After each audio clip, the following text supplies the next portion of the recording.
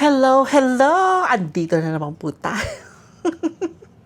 So, ito naman po tayo, ha? So, ngayon pong gabi, magsasalad lang tayo. Kasi, parang nag-gain na naman tayo ng weight. Alam nyo na, panlaban gain weight. So, salad-salad po tayo, ayan. So, ito po ito, ha? Nakapack na po ito. May mix-mix mo lang siya, te. Yan. Yan, ganyan-ganyan lang siya. Yan. Ang flavor po niya ay barbecue ranch with chicken. Yan. Barbecue ranch with chicken. Tapos may kasama po siyang sauce. I think medyo maanghang po ito, no?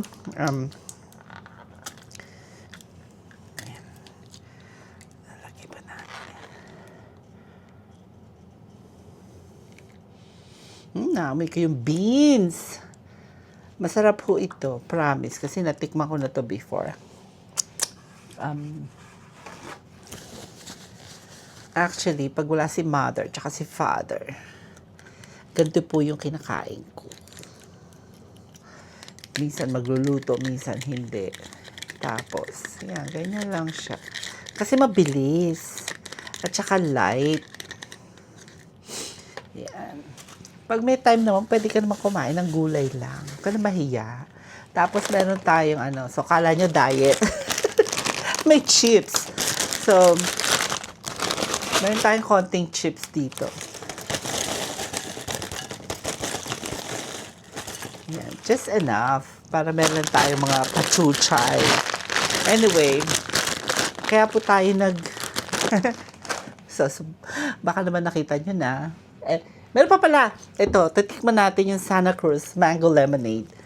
Bagong bili ko po ito. I think bago ko lang to nakita sa Costco. So, try po natin siya. O, di ayan na. Dinner na, diba? Ayaw nyo pa ba? Anyway, segue lang ho ako ng konti. Konting-konti lang naman, Kasi natutuwa ako kay, Madam Amy Marcos.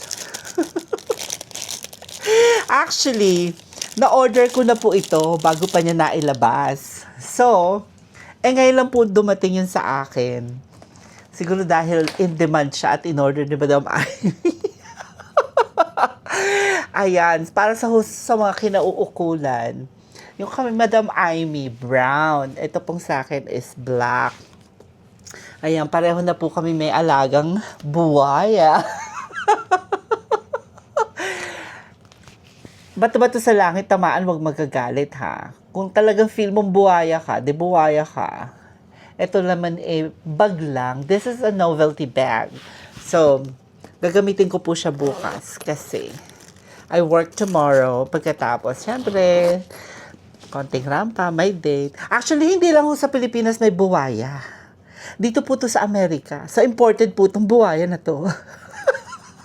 Oh, ganda siya. Actually, nakakatuwa siya. Actually, nung nakita ko po siya, binili ko siya. Kaya lang ngayon lang siya dumating. Naunahan ako ni Madam Amy. Siyempre, siguro sa kanya nagpa-expedite siya, no? Pero nakakatuwa. Yung kanya brown, mistisa katulad niya. Yun sa akin, imported, pero black. Kasi lahat naman ng buhaya, maitim. Maitim ang budi. Charot. Joke lang, ha? Anyway, ayan, babantayan ako ni buhaya habang kumakain. Ano ba dapat natin pag-usapan? Tanong sa akin, bakit daw wala pa akong jowa hanggang ngayon? Kung magjo-jowa, ang sarap makipag-date. Ba't ka magjo-jowa, maghahanap ka lang ng sakit ng ulo. Bawal dito, bawal doon. Saan ka pupunta? Gagawin mo. Ano ba yun? Nagjowa ka pa. May tatay ka naman. Diba? Di pag single ka, go ka kahit saan. Kahit di ka magpaalam. Wala ka naman pagpapaalaman. Well, nanay at tatay mo, pagpaalaman mo. At least, alam nila kung nasaan ka. Pero, alam mo, minsan may mga jowa na ganun Parang, hala, hindi iikot ang mundo ko sa'yo, no, kuya. Ano ba? You do you, I do me. Anyway, yeah, kaya sa mga nagtatanong kung ba't wala akong jowa, kasi ayoko na may second father. Isa lang, tama na yun. Ayan. Kain po kayo. So, i-like nyo po yung aking buwaya purse.